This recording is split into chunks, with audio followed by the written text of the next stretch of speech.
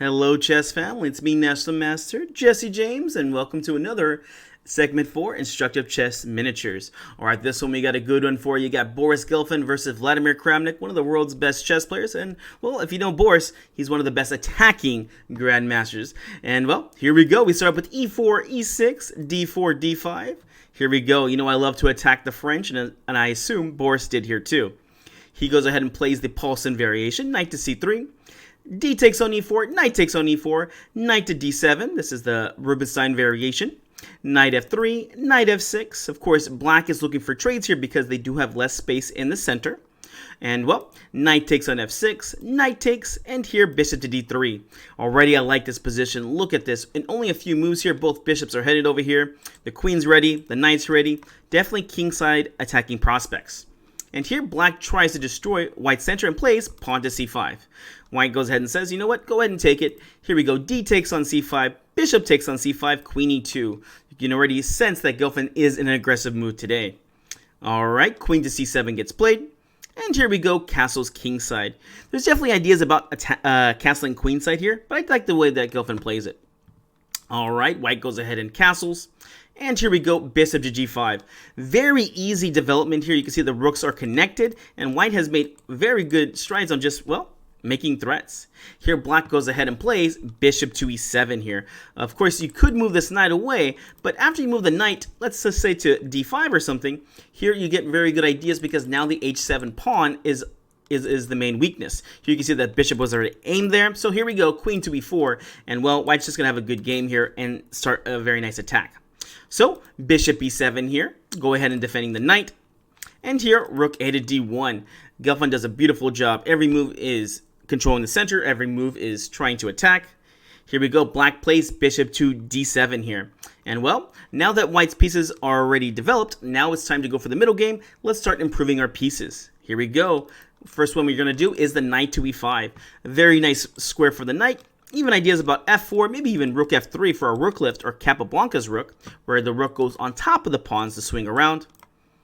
Black goes ahead and plays rook a to d8 and pawn to c4 here. A nice move here. This controls the d5 square, which is where the knight could move to, but also is controlling the center. Black goes ahead and plays bishop to c6.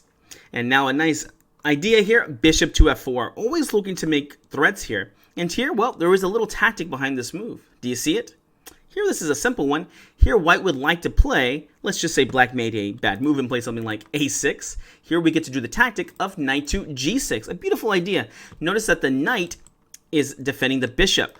Here, we were threatening a discovery, so the bishop's now attacking the queen.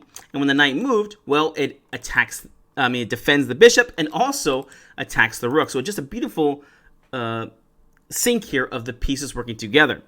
Because of that, well, here, black goes ahead and plays bishop to d6. After bishop f4, bishop d6 was played, and this is actually a tactical blunder. All right, white to move. Can you see it?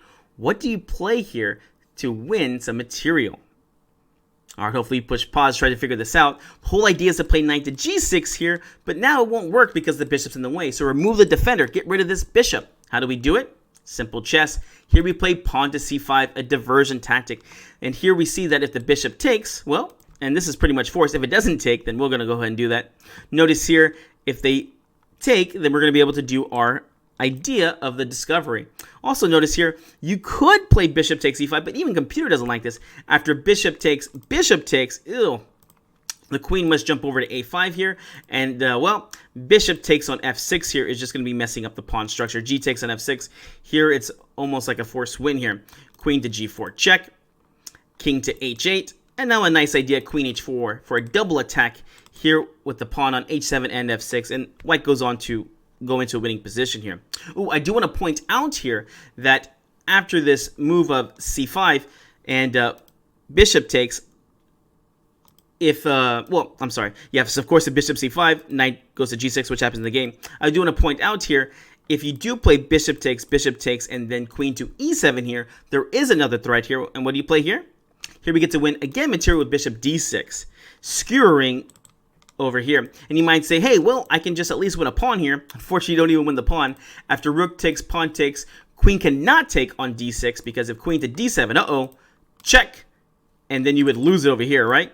So, of course, the queen does not take. And here, you're just going to be up the extra pawn. Okay, well, back to the game. Here, that's why Vladimir went ahead and just played bishop takes on c5, knight g6 here. Now we're winning the exchange. Queen to b6, knight takes on f8, rook takes on f8, and this does not slow down Boris at all. In fact, he doubles down. Here we go, bishop to e5. You still have a very beautiful attacking position, and this is why, well, that's why I like this quote by Tarrasch, he who has the bishop pair will control the game or control the future of the game. And here these bishops are doing a great job. You can already sense the double bishop sacrifice here.